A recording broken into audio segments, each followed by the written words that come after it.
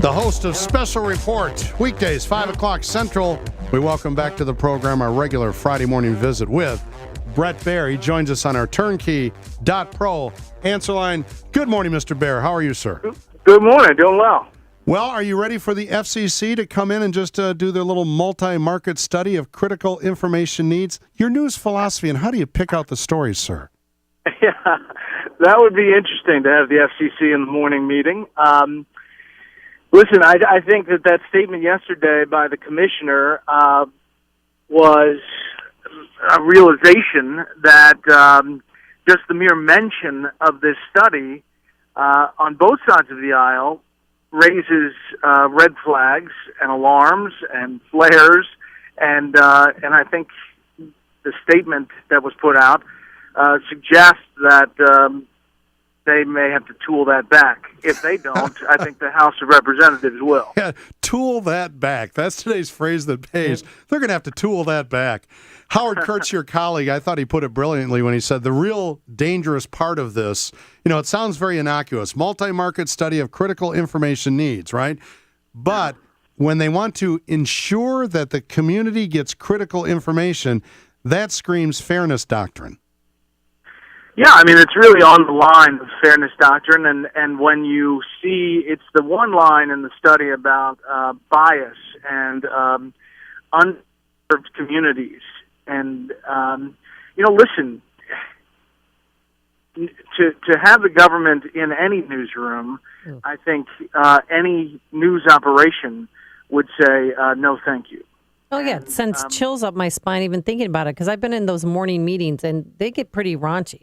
And we should just tell. Excuse me? Well, they do. Do tell. Well, where are their morning meetings?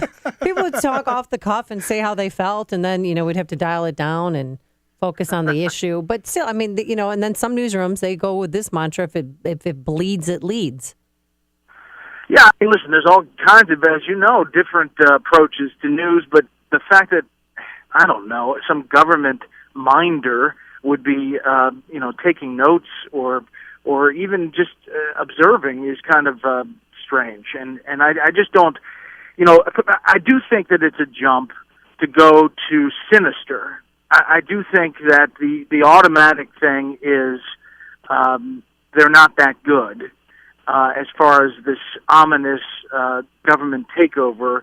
I think sometimes the jump is to say that the government is trying to take over everything. I do think that it's possible that the FCC in this study, overstepped and was not, was overzealous in what they thought they were trying to do. Yeah, but what are they going to do with this information, though? Here's the crazy part is the contractor has never done anything like this. The contractor is about drug and alcohol abuse and programs, nothing about news or news operations. And we can't get the figure of how much the FCC paid for this contract. We're trying to get that number. And then what are they going to do with the information? I have no clue. That's the thing.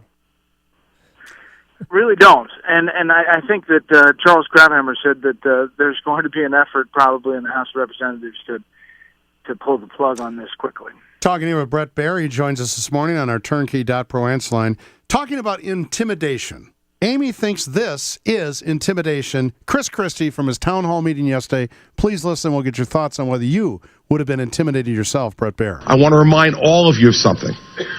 With the possible exception of some of the media who is here to cover this today, all of us are from New Jersey. And so you know what that means. What that means is if you give it, you are getting it right back.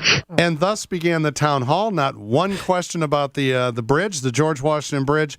Do you think they were intimidated into silence, Bret? Well, if they were, they're not from New Jersey. Yeah, exactly. I just don't think that, I saw some pundits talking about this mind meld that Governor Christie kind of had on this town hall, that he kind of said, these are not the droids you're looking for. He kind of mesmerized them. And I just don't see it. I don't know about the crowd. I couldn't tell you how it was picked or who they were exactly, but Cousins. I don't think that word and that sentence would have held back any New Jerseyite. Yeah, but Brett, you've been to a bunch of town halls, and so have I, and they never get up there and say, if you're going to give it, you're going to get it. Yeah, but this is Chris Christie. I mean, I think said that before. I mean, think of all of the school meetings he had with the union. Yeah. folks. Oh, yeah, those. Those are on YouTube for all to see. I think he was reminding people that he's not the politician that's going to just squirm out of an answer. He's going to come back at you, and you got to have your stuff together.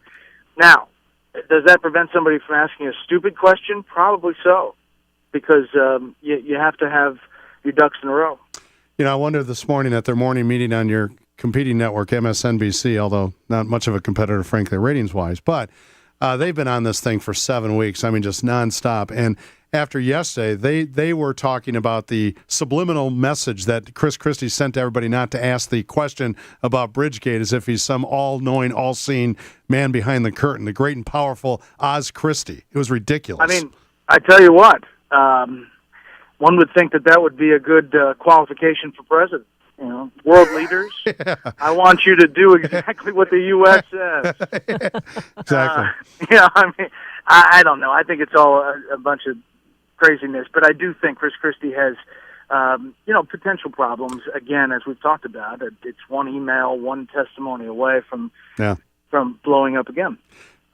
Speaking of political conspiracies, are you involved in House of Cards, and if so, have you finished season 2? Oh my gosh! I have not. I do. My wife and I do that binge television watching. We. How far along are you? I haven't even started. Ooh. So I'm going to, one of these weekends we'll stay up till 3 a.m. and watch a lot of them. We won't spoil any of it for you. Okay. Well, there's no cameo for me. I think Sean Hannity was the only Fox.